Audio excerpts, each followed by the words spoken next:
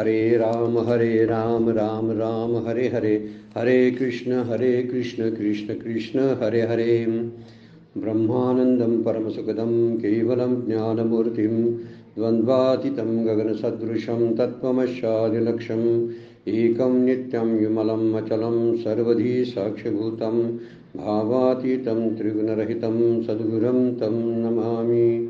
नमामि सद्गुरु शान्तं सच्चिदानन्दविग्रहं पूर्णब्रह्मपरानन्द ईशम् आनन्दीवल्लभं सद्गुरु सच्चिदानन्दं केवलं करुणाकरं ज्ञानयोगेश्वरं वन्दे ज्ञानदेवात्मा पुनः।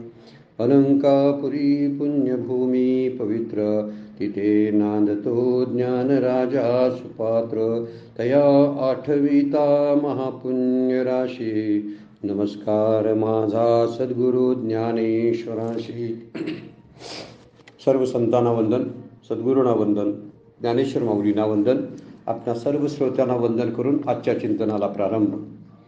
कालच्या चिंतनामध्ये 32 नंबरच्या श्लोकाचा भगवद्गीतेतील 6व्या अध्यायातील श्लोकाचा विचार केला होता। आज आपण 33 नंबरचा आणि 34 नंबरचे श्लोक सलग दिलेले आहेत आणि एकाच अर्थाचे आहेत आणि त्यावर माऊलींनी एकत्र भाष्य केलेलं आपल्याला बघायला मिळतं। तर त्यातल्या ओव्याच्या त्याचं निरूपण आहे, त्याचा थोडासा विचार आपण करणार आहोत। मागच्या श्लोकामध्ये आपण पाहिलेलं आहे की जो विश्वासी एकरूप झालेला असतो आणि समत्वानंच त्याची दृष्टी तयार झालेली असते, त्याला आपल्या शरीराची जशी आपले अवयव आहेत तसे विश्वातील सगळ्या घडामोडी आपल्या शरीराबद्दल संबंधित होतात असा त्याचा अनुभव असतो। सगळी जी सुखदुःख आहेत विश्वामधली त्या सुखदुःखाशी तो एकरूप झालेला असतो, त्यामुळं त्याला दुसऱ्याची दुःख पाहवत नाही आणि म्हणून तो दुसऱ्याच्या सुखामध्ये आनंद व्यक्त करतो आणि दुसऱ्याच्या दुःखाला हलकं करण्याचा प्रयत्न करत असतो।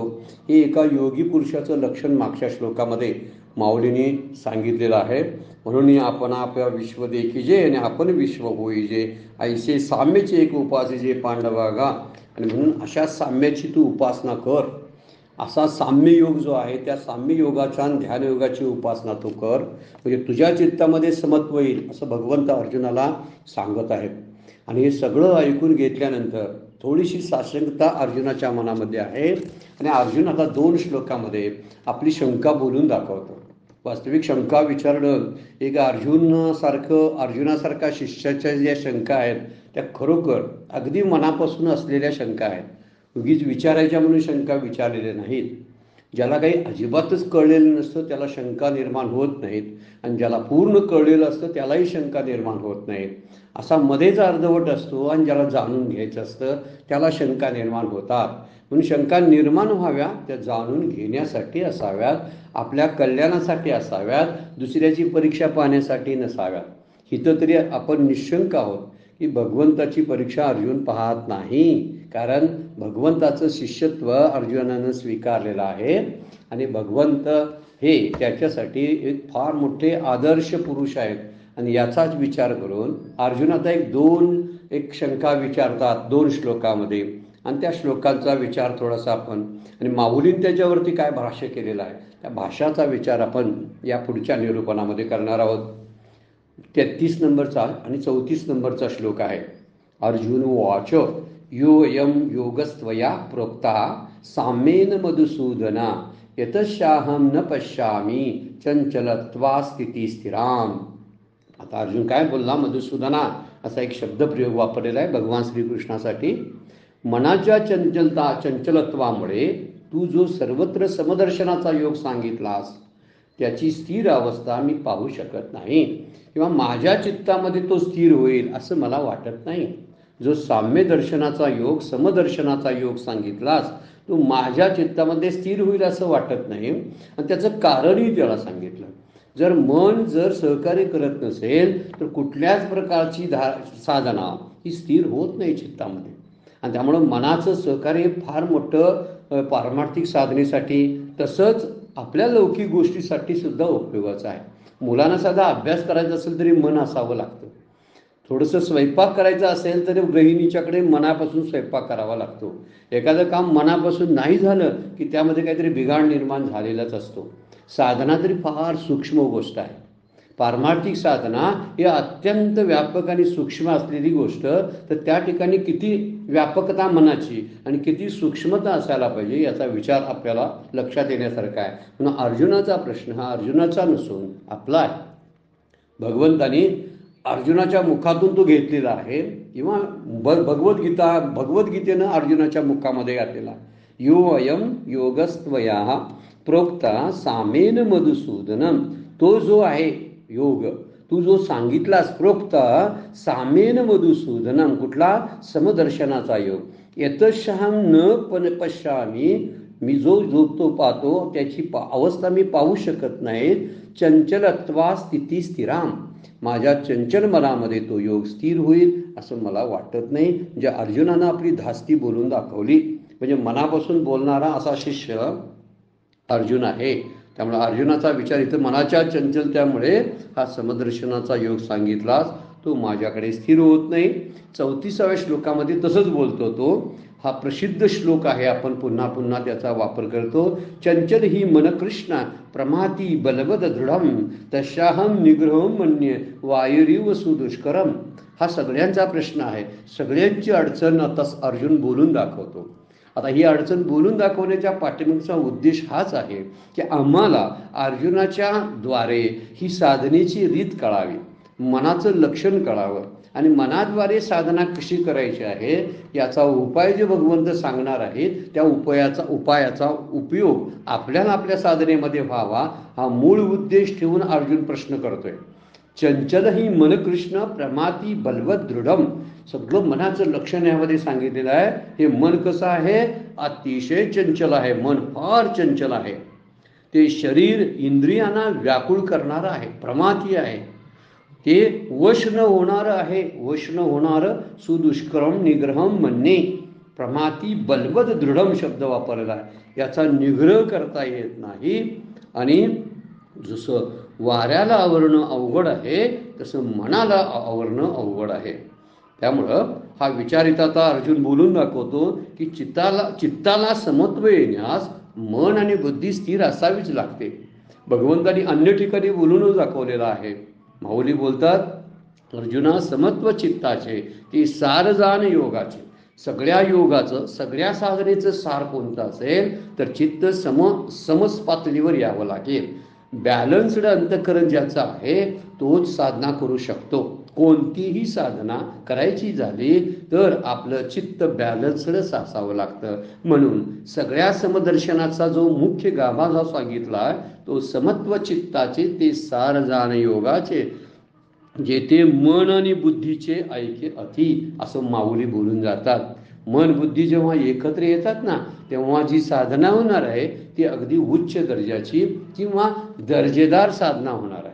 आणि ती दर्जेदार साधना जी आहे ती त्या साधकाला एका त्या ठरलेल्या पातळीवर मोक्षाच्या प्रवासात घेऊन जाणारी असते.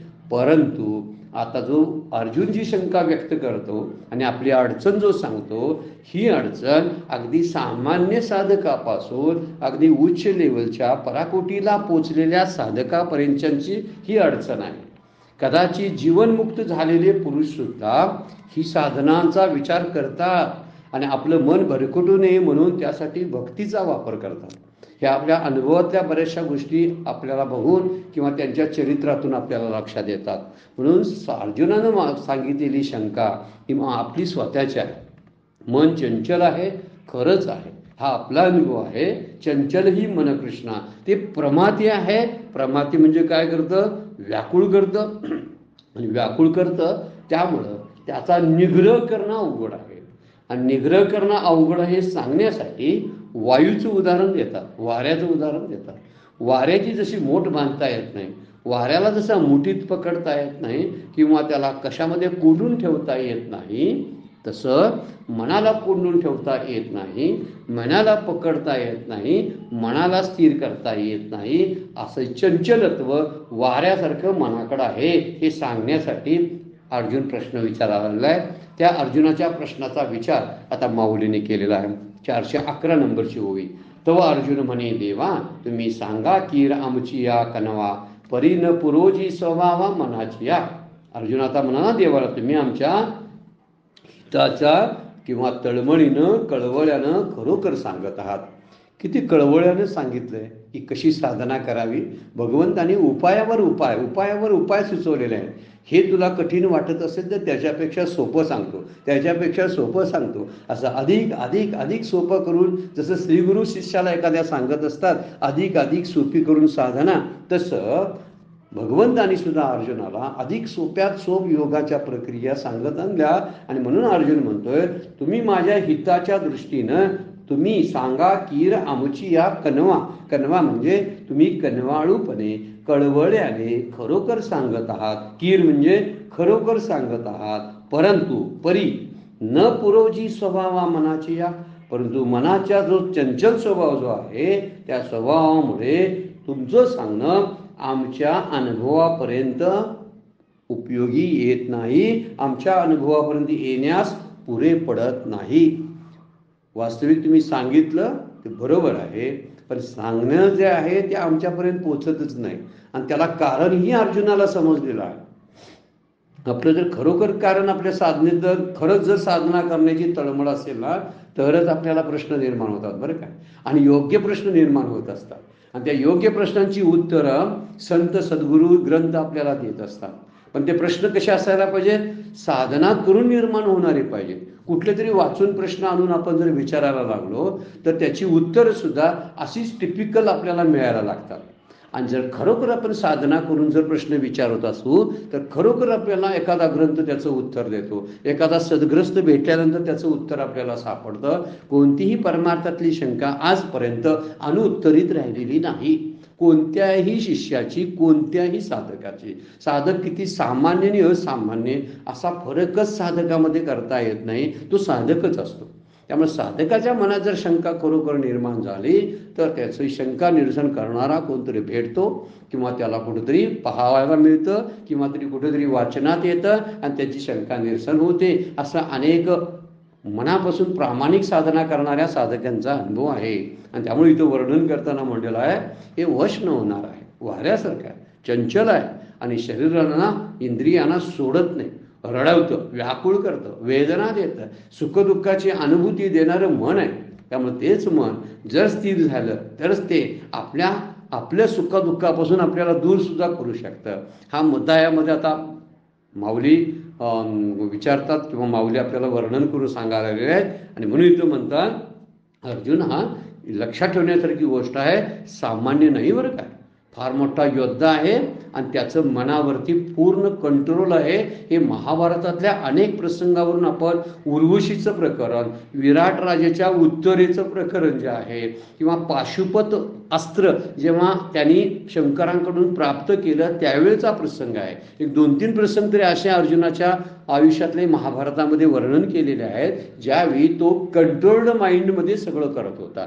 अत्यंत नियंत्रित त्याची स्थिती होती चित्ताची. आणि अशा स्थितीमध्ये त्यांनी उत्तराला सून करून आणली आणि उर्वशीला नकार दिला. या सगळ्या गोष्टीचा विचार, किंवा पाशुपत अस्त्र धारण करताना सुद्धा संयमानं भगवान शंकराशी युद्ध करणं, या सगळ्या गोष्टी पाहिल्या तर अर्जुनाचं मन चंचल नाही. पण साधनेसाठी जर विचार केला, तो योद्धा म्हणून त्यांचं मन स्थिर होतं, पण साधनेसाठी त्याच्यापेक्षा सूक्ष्म असं आणि स्थिर आणि शुद्ध मन असावं लागतं. शुद्ध मनाखेरी साधना होत नाही. आणि शुद्ध मन झालं तरच स्थिर होतं. हा मुद्दा फार महत्त्वाचा आहे. शांत, स्थिर आणि शुद्ध हे 3 गोष्टी चित्तासाठी वापरल्या जातात, ज्या साधनेची आपण म्हणतो साधना सुरुवात पण आणि साधनेचा शेवट पण तिथंच आहे. मुळात आहे साधना ती. चित्त शुद्ध करणे ही साधना आहे, शांत करणं ही साधना आहे. आणि त्यासाठी करावे लागणारे नामादी ध्यानादी उपाय ते आपण करत असतो.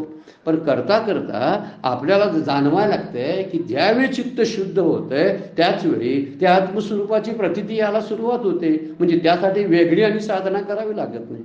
साधना करायला लागते की मनाचं चंचलत्व घालवण्यासाठीच, अन्य काही कारणासाठी साधना करावी लागत नाही. आणि ऋषीमुनींनी, संतांनी ह्या आम्हासारख्या सामान्य जीवांचं, साधकांचं लक्षणं जे आहे, धावणाऱ्या मनं जी आहेत, ती विचार करणारी आणि नको तो विचार करणारी, चिंतन करणारी ही चित्त जी आहेत, याचा विचार करून एक बैठक मांडलेली आहे शास्त्राची. आणि त्या बैठकीपैकी माऊली मांडायला आलेली आहे. काय म्हणतात? तो अर्जुन म्हणे, देवा तुम्ही सांगा की रामची या कनवा परी न पुरोजी स्वभावा मनाची या. म्हणजे अर्जुनासारखा साधकच फक्त असा प्रामाणिक प्रश्न विचारू शकतो. कारण हा प्रश्न अत्यंत प्रामाणिक आहे. काही जण आपण किती अभ्यास करतो यासाठी काही काही अवघड प्रश्न पण घेऊन येतात. संतांना, सद्ग्रस्तांना किंवा एखाद्या कीर्तनकाराला, प्रवचनकाराला अडवून सुद्धा विचारणारे ग्रस्त काही आहेत, उद्योगी माणसं अशी आहे की तो आपण किती वाचलंय, अभ्यासलंय हे त्यांना समजायला पाहिजे. कुठल्या ग्रंथातली शंका आपण घेऊन आलोय, हे किती ग्रंथ वाचले सांगण्यासाठी म्हणून शंका अशी काढावीच लागते, म्हणून ते विचारणारे आहेत. अर्जुन त्यापैकी नाही. खरंच अर्जुनाला मोक्ष प्राप्त करायचा आहे, खरंच अर्जुनाला आपलं चित्त स्थिर करायचं आहे. कारण त्याचा मूळ प्रश्नच आहे, मोहातून निर्माण होणारं, अज्ञानातून निर्माण होणारा हा प्रश्न सुरुवात झालेला आहे. आणि तिथूनच युद्धाच्या वेळी ह्या प्रसंगातून भगवद्गीतेचा जन्म झालेला आहे. हा विचार जर आपण लक्षात घेतला तर मोह घालवण्यासाठीच मन स्थिर असावं लागतं, शांत असावं लागतं, शुद्ध असावं लागतं. आणि त्यासाठीच अर्जुन म्हणतो ते माझ्याकडं नाही, मग मी आता काय करावं. किती चांगला प्रश्न आहे बघा, जो आपल्यालाही आहे तोच प्रश्न अर्जुनाने विचारलेला आहे. त्यामुळे असे काही प्रामाणिक साधक असतात, शिष्य असतात की अर्जुनासारखे प्रश्न विचारू शकतात. त्याला खरंच मन ताब्यात ठेवून साधना करायची आहे ना, किंवा ज्याला खरंच मोक्षाची इच्छा आहे तोच असा प्रश्न विचारू शकतो. आपल्याला खरंच विचारलं पाहिजे, मनाला आपण विचारलं पाहिजे, खरंच मला मोक्ष प्राप्त करायचा आहे काय. मी अनुग्रह घेतला, मी काहीतरी ग्रंथ अभ्यास करतो, नामाचा अभ्यास करतो, ध्यानाचा अभ्यास करतो, ह्या पाठीमागं माझा उद्देश काय आहे हे एकदा जाणून घेतलं पाहिजे. एकदा खरंच कळलं पाहिजे स्वतःला. हे दुसऱ्या कुणाला कळत नाही, आपल्याला कळत असतं. काय मिरवायसाठी आहे, काय कीर्तीसाठी आहे, काय पदासाठी आहे, काय पैसा कमवण्यासाठी आहे, मानधन उपटण्यासाठी आहे, काहीतरी कळलं पाहिजे. आणि तोच प्रश्न आपण आपल्याला विचारला पाहिजे. हा भगवंताला विचारलेला प्रश्न आहे. आता मी काय करू असा प्रश्न आपण सुद्धा असा भगवंताला विचारला पाहिजे, सद्गुरूंना विचारला पाहिजे. त्यांना खरंच आपलं मन ताब्यात ठेवायचं आहे, ताब्यात ठेवून साधना करायची आहे आणि साधनेतून मोक्षापर्यंत जायचं आहे. अशीच व्यक्ती फक्त असा प्रश्न विचारू शकते. म्हणून अर्जुन हा आपलं आयडॉलॉजी समजायला हरकत नाही. आपल्या समोर असणारी ही एक आपला प्रतिनिधित्व करणारी रिप्रेझेंटेटिव्ह आपला आहे असं म्हणायला हरकत नाही. म्हणून त्याचे अंत तो लपवत नाही. कुठली शंका आली त्यानं लपवलेली नाही बरं का. अगदी देवाला सुद्धा कमी लेखण्यामध्ये त्याची काय केलेली आहे, अगदी तिथंपर्यंत पोचला होता तो. मागच्या काही अध्यायातून आपण पाहिलेला आहे. तो देवाला सुद्धा नावं ठेवतो, देवाला त्यांना मित्रत्वाच्या नात्यानं काहीतरी बोललेला आहे. त्याचा अर्थ त्याचं मन स्वच्छ आहे आणि स्वच्छ मनातून स्वच्छ प्रश्न येतात. कारस्थानी कपटी मनात असे प्रश्न येणार नाहीत.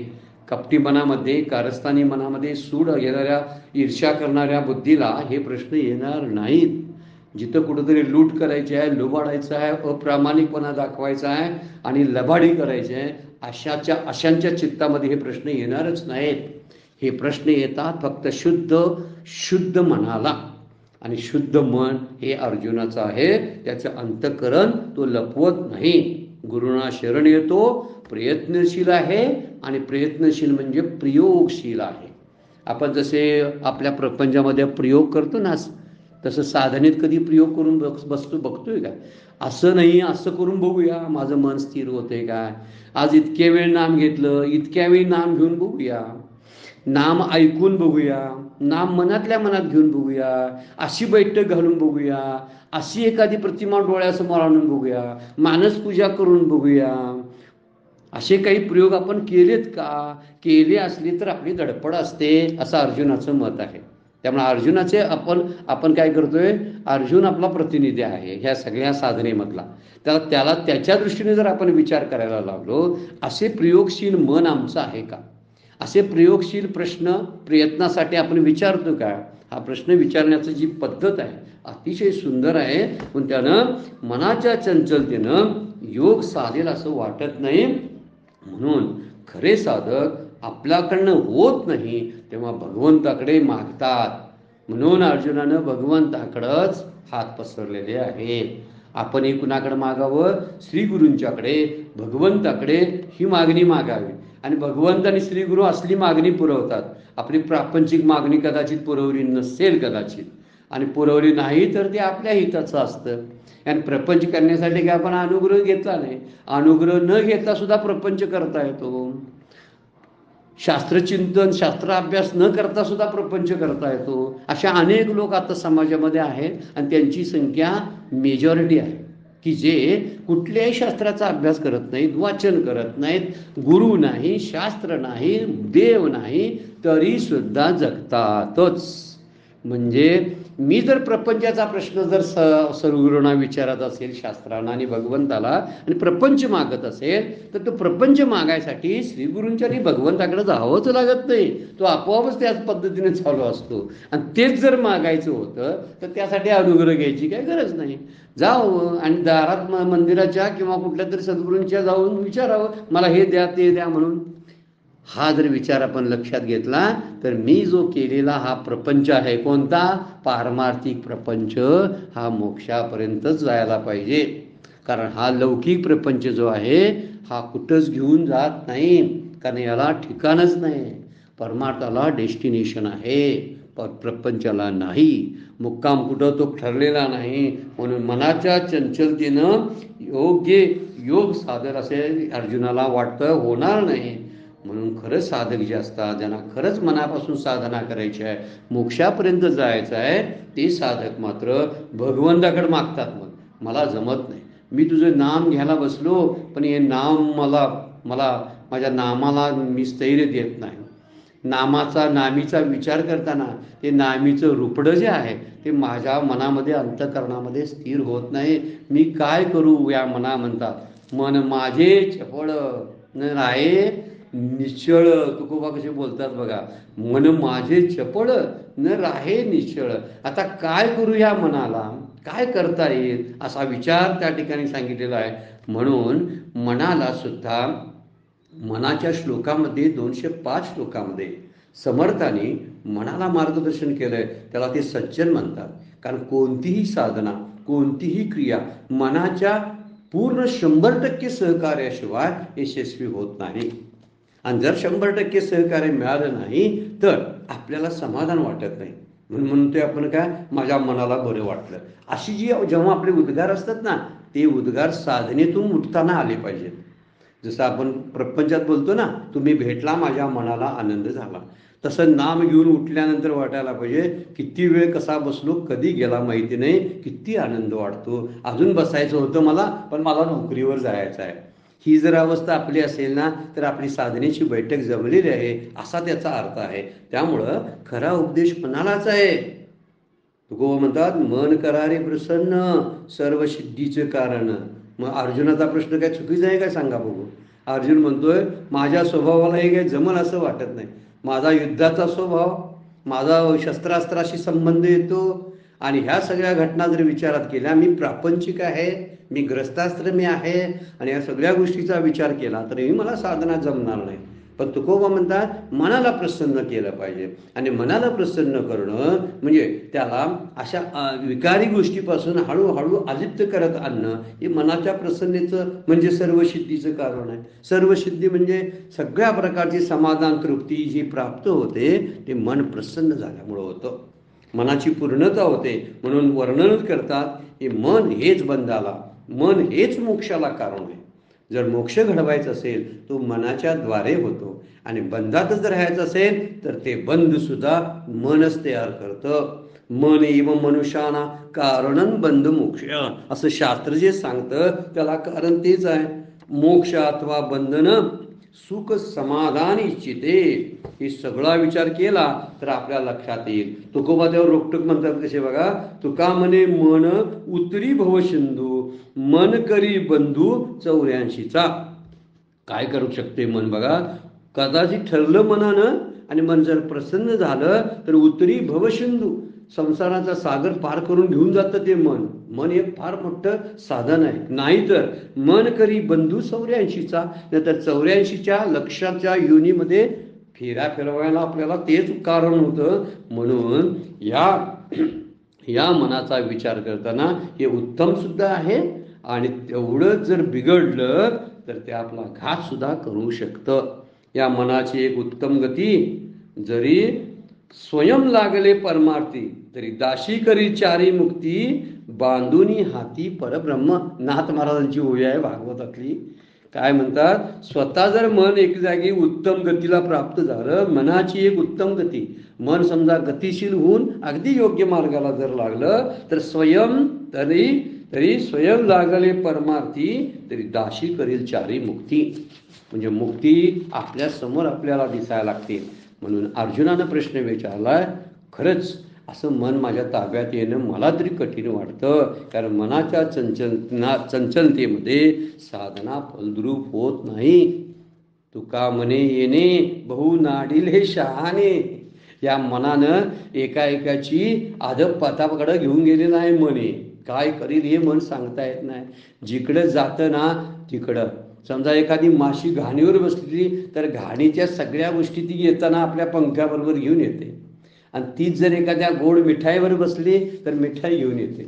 मनाचं तसंच चंचलपण आहे, जे ते कुठं जातं तिथले विकार घेऊन येत असतं. म्हणून म्हणतात तुकाराम महाराज, तुका मने येणे, या मनामुळं बहु नाडिले शहाणे. अडाणी नव्हेत हां, शहाणे नाडिले म्हटलेलं आहे. ही खोच आहे त्यामध्ये. अज्ञानी माणसालाही फार त्रास देत नाही. जसा अहंकार अज्ञानी माणसाला त्रास देत नाही, तसं मन सुद्धा नाडलं जातंय. कुणाकडून नाडलं जातं? कुणाला नाडवतं? तर शहाण्यांना. पण त्याचा विचार करायला लावण्यासाठी तर अर्जुन म्हणे, देवाला म्हणतात तुम्ही सांगा की रामची या कनवा. जरा कनवाळूपणानं आमच्यावर प्रसन्न होऊन तुम्ही आम्हाला सांगा. परी न पुरोजी स्वभावा मनाची. तुम्ही सांगितलं बरं झालं, तळमळीने सांगितलं, तुम्ही प्रसन्न आम्हाला आहात. पण आम्हाला ह्या ज्यानी साधना करायची ती काय साधना काय गुरु करतील का? भगवान श्रीकृष्ण साधना करतील का अर्जुनासाठी? तर ती साधना करायची आहे अर्जुनाला. मग मन गुणाचं स्थिर आणि शुद्ध व्हायला पाहिजे आणि वश व्हायला पाहिजे अर्जुनाचं. तर अर्जुनाच्या मनाला विचारायचे, म्हणतात आमचं मन आम्हाला वश नाही, मनाचा स्वभाव चंचल आहे, त्यामुळे ते मला वश होईल असं वाटत नाही. हे मन कैसे केवडे. काय मनाची लक्षणं ज्ञानेश्वर माऊलींनीच सांगावीत बरं काय. संत फार मोठे सायकॉलॉजिस्ट होते. आपण वेळोवेळी त्याचा विचार करतोय. अगदी विश्वाचे सगळ्या गोष्टी ज्या आहेत ना मनामध्ये चाललेल्या, त्याचा थांगपत्ता सगळ्या संतांना आहे. म्हणून त्यांनी आपल्याच मनातल्या साधकांच्या मनातल्या सगळ्या गोष्टी बाहेर काढलेल्या आहेत. म्हणून ते म्हणतात बघा, हे मन कैसे केवडे, हे ऐसे पाहो मनो तरी न सापडे, एरवी राहटाव या थोडे त्रैलोक्य या. सुंदर व्याख्या केलेली आहे मनाची. बघा मन कसं आहे. अगदी अलीकडचे जे सुद्धा सायकोलॉजिस्ट आहेत त्यांना सुद्धा एवढी सुंदर व्याख्या जमलेली नाही. एवढी आपली 700 वर्षापूर्वी माऊलींनी व्याख्या करून ठेवलेली आहे. हे मन कैसे केवडे, केवढा आहे, कसं आहे, कैसे आणि केवडे. कसं आहे म्हणायला त्याचं रूप दिसत नाही. केवढा आहे म्हटलं तर त्याचं प्रमाण सांगता येत नाही. ऐसे पाहो म्हणू तरी न सापडे. समजा याचा विचार करायला बसलो आपण, कसा असेल, केवढा असेल, तर ते पाहायला गेलं तर त्याला रूप पण नाही, त्याच्याकडं गुण नाही. म्हणजे त्याचं वर्णन करावं म्हटलं तर त्याच्याकडं गुण नाही, त्याला पाहावं म्हटलं तर त्याचं रूप नाही, त्याचा आकार सांगावं म्हटलं तर ते आकारात नाही. म्हणून तर ते कुठंच सापडत नाही. मग सापडत नाही, परंतु एरवी राहटावा या थोडे त्रैलोक्य या. पण फिरण्यास मात्र, फिरायला जर बाहेर पडलं तर त्याला त्रैलोक्य सुद्धा कमी पडतं. 3 लोकांमध्ये मन हिंडून येतं. आता होतं, इथं असतंय, तोपर्यंत कुठंपर्यंत जाऊन पोचतं. अगदी मुंबई, दिल्ली, वाराणसी, हरिद्वार वगैरे करतं, पंढरपूर करून परत आणखीन कुठेतरी अमेरिकेतल्या दोस्तांना भेटून ते केव्हा परत येतं. कधी कधी मुलगीला भेटतं, कधी मुलगा अमेरिकेत आहे त्याला भेटून येतं, कधी कधी नातवंडाला खेळवत बसतं ते मन. तो नातू असतो अमेरिकेमध्ये, तो असतो आणखीन कुठल्या तरी प्रांतामध्ये, पण त्याला मन खेळवतं. हा आपला रोजचा अनुभव आहे. कुठं कुठं फिरतं. त्रैलोक्य शब्दाचा अर्थ आपण घेऊया, वेगवेगळ्या देशातून फिरून येतं. त्रैलोक्य आपल्याला जाणवायला लागणारी सगळ्या गोष्टी या आहेत की मनाकडे पाहत बसलं तर ते सापडत नाही, कारण ते रूपादी गुणरहित आहे. त्याला रूप नाही, त्याला गुण नाही, त्याला आकार नाही. परंतु अनुभवात मात्र कसं आहे, ते हजारो मैल प्रवास करतं, केवढं धावतं. पाहो एरवी राहटावया थोडे त्रैलोक्य. हजारो किलोमीटरचा प्रवास आणि किती वेगानं, एका क्षणात करतं. एवढा प्रचंड वेग प्रकाशाचा सुद्धा नाही आणि आवाजाचा सुद्धा नाही.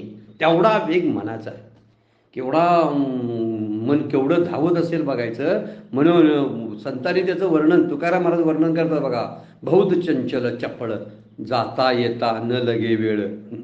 बहुत चंचल चपळ जाता येता न लगे वेळ. गेलं काय आणि आले काय.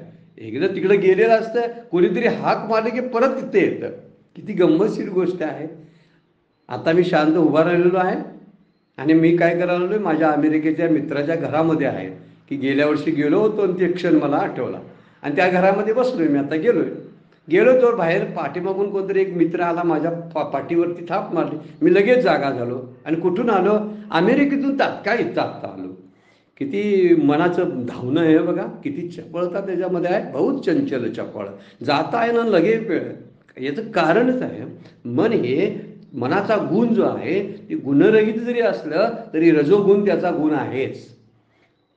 आणि रजोगुण हा क्रियाशील आहे, धावणार आहे, उपद्व्याप करणार आहे, उचापती करणार आहे. आणि रजोगुणाची सगळी जी वैशिष्ट्य आहेत ती मनामध्ये आपल्याला बघायला मिळतात. दुसरी एक महत्त्वाची गोष्ट, त्याचं लक्षण, त्याचं वर्णन करताना भगवंत म्हणतात वायूशी त्याची तुलना करून पाहिलेली आहे.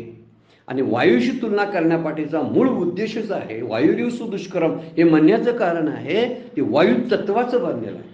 जी पंचमहाभूत आहेत ना, त्या पंचमहाभूतातील वायू नावाचं जे तत्व आहे त्या तत्वापासून मन बनतो. आणि 3 गुण आहेत ना, तम रज सत्व, त्यापैकी रजोगुणानं बनलेला आहे. त्यामुळं तम कसा असतो, पडून असतो, निश्चेष्ट निष्काळजी असा असणारा जो असतो, निष्काळजी म्हणून निवांत. आणि सत्वगुण काळजी करणं चुकीचं आहे म्हणून निवांत. दोघेही निवांत असतात. राहिला मधला जो आहे ना तो रजोगुणी आहे. आणि जवळजवळ 80-90% साधक, जरा धाडसानंच बोलायची वेळ आलेली आहे की 80-90% साधक रजोगुणामध्ये असतात. रजोगुणाशिवाय नाम घेता येत नाही, ध्यानाला बसता येत नाही. ध्यान पूर्णत्वात गेलं की तो रजोगुणातून पुढे जातो, पण बसताना मात्र रजोगुणामध्ये असतो. नामाची बैठक मारताना मी आता नामाला बसणार आहे असं बोलतो, त्यावेळी तो रजोगुणामध्ये असतो. त्यामुळे रजोगुण हा फार प्रबळ, फार क्रियाशील, फार चपळ आहे, फार उपद्व्यापी आहे. तसंच मन उपद्व्यापी आहे. एक आगाऊ कार्ट ज्याला आपण म्हणतो ना, एखादं पोर आगाऊ असतं ना, बसल्या बसल्या काहीतरी खोड्या करत असतं, बसल्या बसल्या शाळेमध्ये वर्गामध्ये कुणाला तरी चिमटा काढतं, कुणाला तरी पेनानं त्याच्यावरती ओरबडतं, कुणाला काहीतरी धक्का मारून जातं. अशी जी आगाऊ मुलं असतात ना, त्यापैकी हा एक आहे. आणि हे जर आगाऊपणा त्याचा जर लक्षात घेतला तर त्याला कारण आपण काढलं पाहिजे रजोगुणाचं. जर मनाला केंद्रित करायचं असेल तर विषय आता आपला आला आहे म्हणून, तर आपला रजोगुण हळूहळू खाली दाबण्यासाठी साधना करायला पाहिजे. अगोदर ती साधना फार महत्त्वाची, बैठक फार महत्त्वाची असते. त्यासाठी अगोदरच्या ज्या गोष्टी आहेत त्याला प्रिपरेशन आपण म्हणतो. आता ही प्रिपरेशन जी आहे ती फार महत्त्वाची आहे. आपण त्यासाठी उदाहरण घेतो आहे. लग्न ठरवायचं आहे मुलामुलींचं, किती धावपळी, किती पत्रिका जुळवायच्या, किती मुलं मुली शोधायच्या, त्यातल्या पसंत करताना किती दमछाक होत असते. ती पसंत पडल्यानंतर मग हॉल बघायचा, लग्न ठरवायची, सगळ्यांना आमंत्रित करायचं, कुणाकुणाचे आहेर कोणते कोणते आहेत हे सगळं बघायचं. ह्याच्याशी काही लग्नाचा संबंध जरा तरी येतोय का बघा, तर नाही, काही नाही. सगळं चाललेलं असतं तर मात्र लग्नासाठी चाललेलं. पण शेवटी जेव्हा मुलांच्या मुलीच्या डोक्यावर अक्षता पडतात ना तेव्हा लग्न होतं. ते लग्न, तो मुहूर्त बरोबर कितीतरी 12:39 असतो. 12:39 ते संपून जातं. पण त्यासाठी माझे 12 महिने 39 दिवस खर्च झालेले असतात त्या मुला मुलींच्या लग्नाची प्रिपरेशनसाठी. तसे मनाला तयार करण्यासाठी तो पैलवान आहे ना, त्याला कुस्तीत जर घालायचं असेल साधनेच्या तर त्याला बळकटपणा द्यावा लागतो. त्यासाठी रजोगुणावरती आपल्याला कार्य करावं लागेल. आणि रजोगुण हा जो चपळ असतो त्या चपळ रजोगुणाला पहिल्यांदा रजोगुण निर्मितीची केंद्र शोधली पाहिजेत. आणि त्याला कारण आपण ज्या लोकांच्यामध्ये मिसळतो ते एक कारण, दुसरी गोष्ट जे आपण वाचन करतो ते दुसरं कारण, तिसरं कारण आपण कोणता आहार घेतो हे कारण. म्हणजे आपण ऐकतो, पाहतो, कुणात मिसळतो आणि दुसरी गोष्ट काय खातो यावर रजोगुणाचं वर येणं अवलंबून असतं. जर आपण ह्या गोष्टी अगोदर म्हणून युक्त आहार विहार असे माऊलीने तयारी करून घेतली आपली अगोदर, सगळं सांगून झालेलं आहे आता, असं कर तसं कर म्हणून. त्यामुळे रजोगुणाला जर दाबायचा असेल, संपवायचं नाही बरं काय, संपत नाही, कुठलाच गुण संपत नाही, ही फार महत्वाची आहे. म्हणून गुण संपवणे शब्द शास्त्रानं वापरलेला नाही, गुणातीत होणं आहे. गुणातीताला कधीतरी गुणात यावं लागलं तर त्याची सोय असावी लागते, म्हणून गुण शिल्लक असतात. तर म्हणून गुणातीत असा शब्द शास्त्र वापरतं, गुण नष्ट करणे असा शब्द वापरत नाही. रजोगुणाला जर आपल्याला शांत करायचं असेल, त्याला लय त्याचा जरासा करायचा असेल काही काळासाठी, मला साधना तरी करायची आहे ना, मग त्याला सत्वापर्यंत आणायला पाहिजे मनाला. त्या मग जर असा आणायचं असेल तर रजोगुणी मनाला शांत करता आलं पाहिजे, म्हणजे रजोगुण शांत करता आला पाहिजे. वायुतत्वासाठी अगोदरच माऊलीने फार मोठ्या प्राणायामाच्या सगळ्या बैठकी, वज्रासन, जालंधर बंद, उदयान बंद, सगळे सगळे सांगून झालेले आहेत. का? वायूला थोपवण्यासाठी. त्याला प्राणाचा आयाम करणं म्हणतात, प्राणायाम करणं. आणि वायू समतोल करून ठेवला. आपण श्वासावर जरी लक्ष द्यायला लागलो काही काळ आणि स्वतःशी बोलायचं बंद केलं आणि पूर्ण श्वासावरती एकाग्रता साध्याचा प्रयत्न केला तर ते वायू शांत होतो ना. आणि वायूची चळवळ, वायूमुळं हालचाली घडतात. रजोगुण त्या वायूला मदत करतो आणि मन त्याचं सगळं ऐकत असतं, कारण त्यांच्या दोघांच्या आज्ञेवरती ते चालत असतं. म्हणून आपण मूळ गोष्टीवरती लक्ष केंद्रित करावं, म्हणजे मनाला आपोआप करण्यासाठी त्याचा उपयोग होईल. आत्ताच प्रश्न विचारलेला आहे, उत्तर भगवंत देणार आहेत, पण रजोगुणाचा विषय आला म्हणून आपण विचार केलेला आहे. इथं वर्णन केलेलं आहे की मन माझे चपळ न राहे निश्चळ, तुकोबा म्हणतात.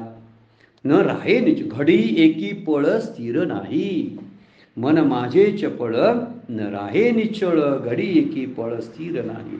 एक पळभर सुद्धा ते स्थिर राहत नाही. म्हणून मन एक क्षणाक्षणाला रूप बदलतं, विषयाकार होतं, सुखी दुःखी होतं. सुखाचं आणि दुःखाचं केंद्र मनामध्ये आहे बरं काय. मन संपलं की सुख दुःख संपतात आणि मुक्ती आपल्या हातात जवळ असते. मन संपत नाही म्हणून साधना करावी लागते. मनाला ताब्यात ठेवण्यापेक्षा मनाला लयातच न्यावं लागतं. मनाला ताब्यात ठेवणं फार अवघड आहे, पण त्याचा लय करणं मात्र या साधनेद्वारे मन ते करू शकतं, नाम ते करू शकतं.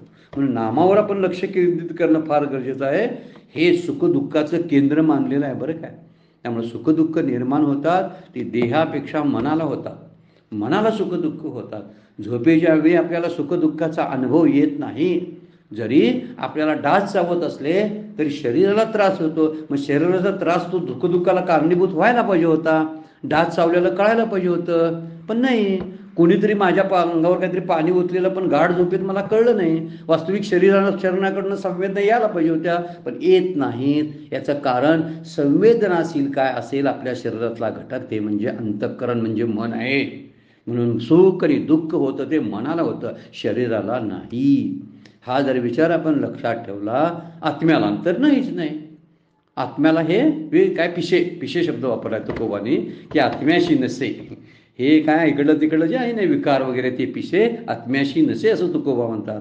म्हणजे ते नाही शरीराला, ते नाही आत्म्याला, मग आहे कुणाला? जो मधला घटक आहे त्याला.